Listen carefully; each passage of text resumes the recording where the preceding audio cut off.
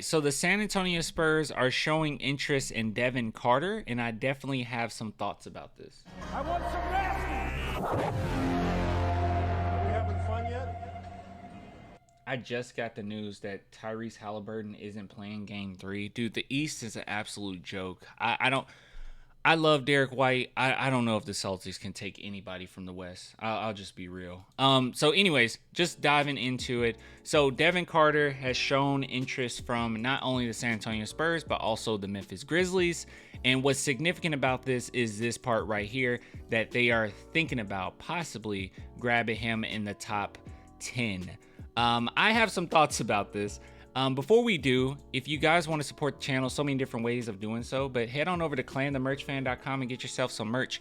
I actually had someone message me and was like, do you still do like merch sales? You don't mention them anymore. And it's like, yeah, I still do it. I want to add a few more designs, obviously, and I want to bring back stickers. I still have to set up my machine for that and everything. But yeah, we still do it. So just head on over, clanthemerchfan.com. It takes some time because I have to get the material, make it here, blah, blah, blah. You don't care about all that. But yeah, you will get a tracking number like when everything is done, and just be patient with me. But yeah, head on over to clanthemerchfan.com. Get yourself some merch, man.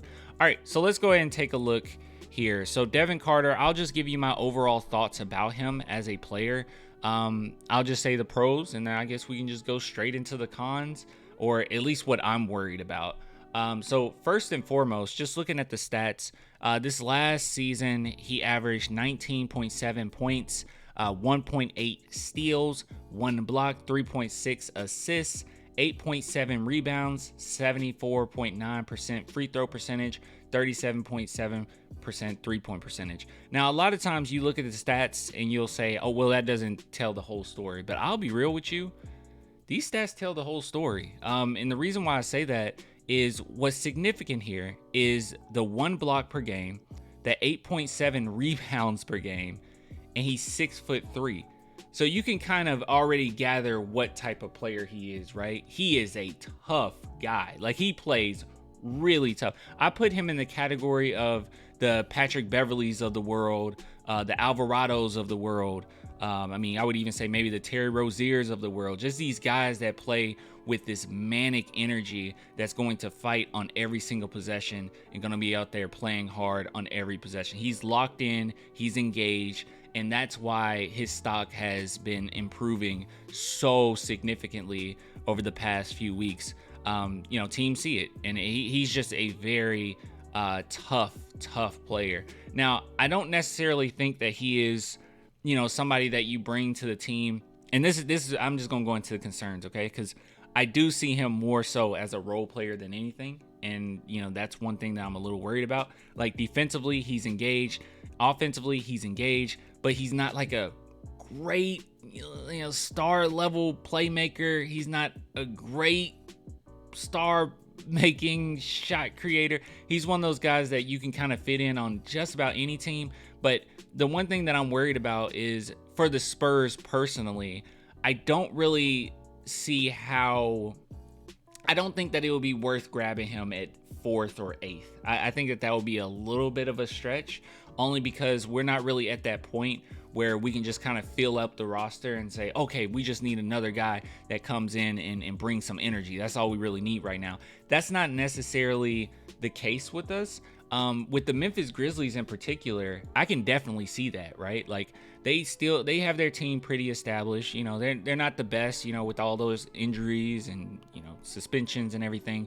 But I could see him fitting right in with the Grizzlies, and they keep doing what they're doing. They're a playoff team, again. But with the Spurs, I don't know if I would use that pick on him. But with that being said, I do want to at least say that if the Spurs were to go after him, you're not getting a bad player. Like, he is someone that's going to fight. He will be a fan favorite day one, or not fan favorite, but you know what I'm saying. The fans are going to love him day one because he brings so much energy, and he does fit the culture and how tough the Spurs play. Because while we're lacking some talent, we are a tough team. I think that the Spurs play very, very, very hard. So, yeah, just overall, I do like him. I just don't think that he's he just doesn't have all the tools, and necessary for me to say, oh yes, definitely take him 4 or take him 8, when some of these other guys that, we've already looked at could potentially be available. So, but just let me know what you think about him. See what you, honestly, hold on. I didn't do this time, but we might as well. Let's see. Let's do Devin Carter, pros and cons. And we'll do scouting live. They're usually pretty decent. Let's see if we missed anything. So NBA scouting live. This is what they had to say. Yeah, 6'3", 195 pounds. Let's see. So pros, decent scorer off the dribble, decent shooter, adequate playmaker. Yeah, that I would use that phrasing. Yeah, like I said, not like star level playmaker or anything. Great rebounder for his size. Yes, so that shows how much energy he brings. It's kind of ridiculous to be 6'7" and average nearly 9 rebounds. That's kind of insane. Let's see, solid defender that can get steals and blocks. Oh yeah, I don't even know if I mentioned that. Yeah, so the blocks, they're very impressive. I mean, a lot of his blocks, if you go look up, you can just look up highlights if you want.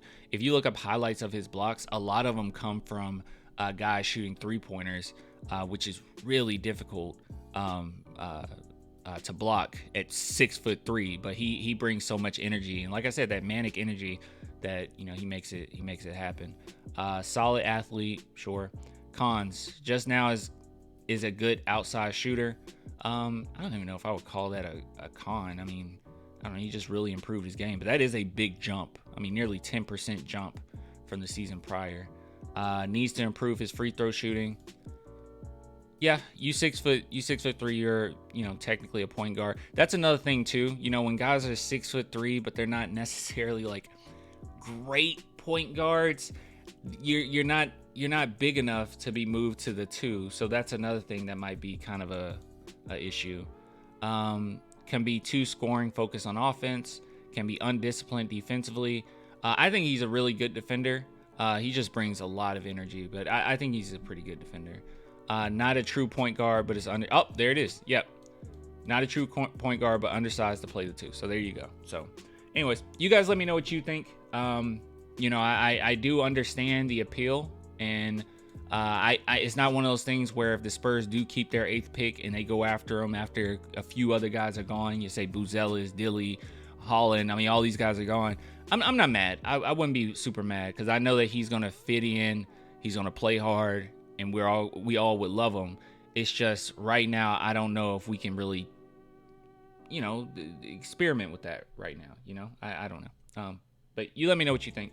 I'll give it to you guys later. Until next time. Bye.